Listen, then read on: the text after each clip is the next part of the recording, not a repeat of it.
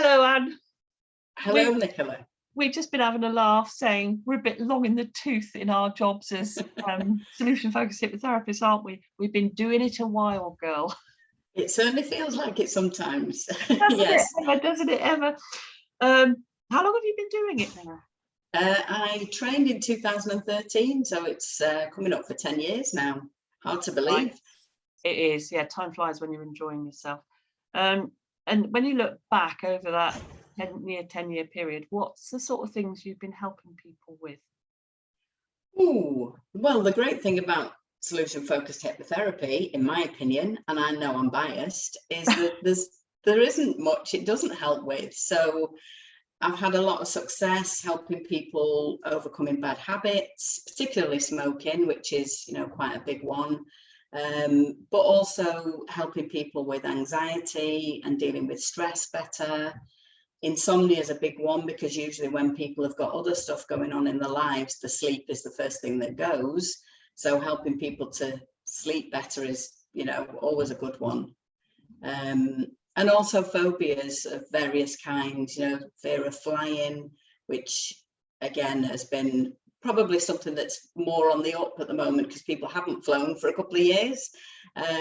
But lots of different things, really. Mainly anxiety seems to be the basis of a lot of things. But yeah, all kinds of different things. It's a great help with lots of different things. I agree with you that it's sometimes easier to say what we don't cover, which is very, very little indeed, isn't it? So when you get a phone call or an email from a new potential client, what's your procedures? What happens? So if somebody calls, I would have a chat with them, obviously find out a little bit about what they're interested in having help with, so just to get a basic idea. And usually it's a bit of myth dispelling because people sometimes do have these incorrect ideas about what hypnotherapy is, unfortunately, from certain TV shows that shall remain nameless. So I reassure people that they're not going to be running around like a chicken or barking like a dog, and there's none of that nonsense. And explain a little bit more about what it is that I do, how it helps, how, what they can expect to see, what results they can expect to get from doing a series of hypnotherapy sessions. And then if they're happy at that point, sometimes people will go away and think about it, but often people will be, ready there and then once they've got the answers to the questions to book an appointment. So we'll get that in the diary. And then the first session would be what we call an initial consultation. So it's really just getting more depth to the issues, finding out what people's goals are, so what they're hoping to achieve from it. And then just a bit of background information, really, whatever someone's comfortable talking about, just to help me fill in the gap so I've got a better idea of how I can help them. And then I will explain a little bit more about how the brain works, because I think when people understand why they react in a certain way or feel a certain way or behave in a certain way, it's much easier once they recognize it to be able to change it and do something different. So we talk about that.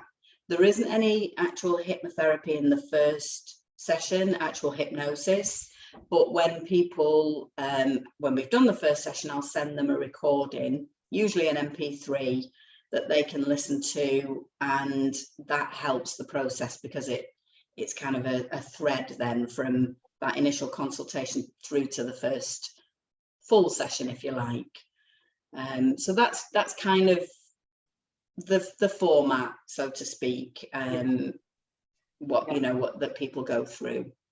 Of course, it's interesting. A thought came to my mind when you were talking about explaining how the brain is, or taking the information off people, because we both know using solution focus, we don't actually need to talk about the problem, do we?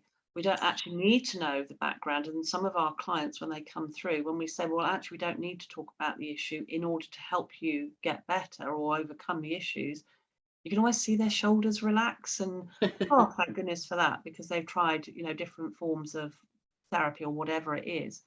So, yeah.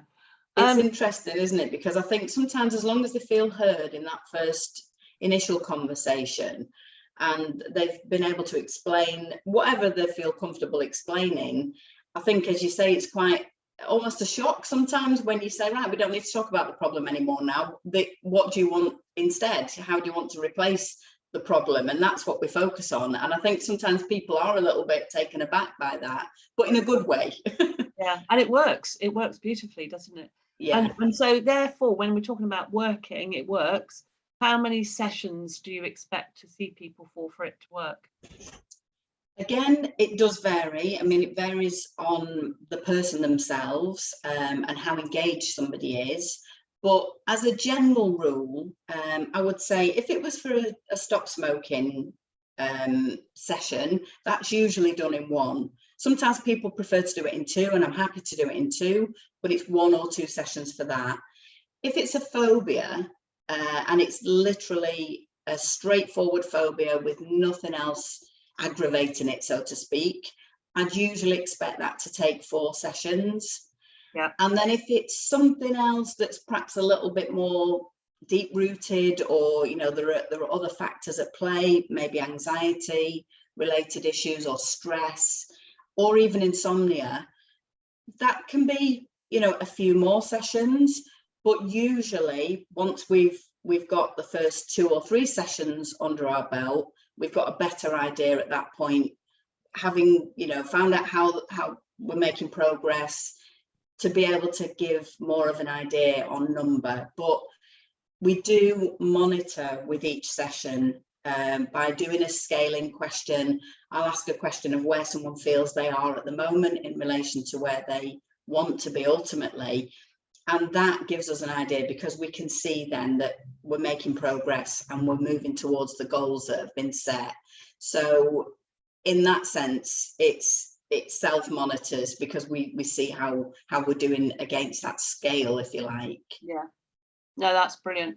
And so if somebody's watching this video and they feel as though they could do with some support and they wanted to chat to you, what's the best way of getting through to you? So the best way, I mean, you can obviously look at my website for more information. So that's www.gregoryhypnotherapy.com. And there's obviously contact form and phone number details on there. But the phone number, just in case anyone wants to jot it down, it's 07525 625 679. And you can ring or text, and I'll get back to you if I can't answer at the time. Fabulous. Brilliant. Well, long may we continue helping people. Indeed, yes. It's been a pleasure so far. Yeah, no, it's a great job to do, isn't it? Well done. Well done. Take care. Thank you. Bye. Bye.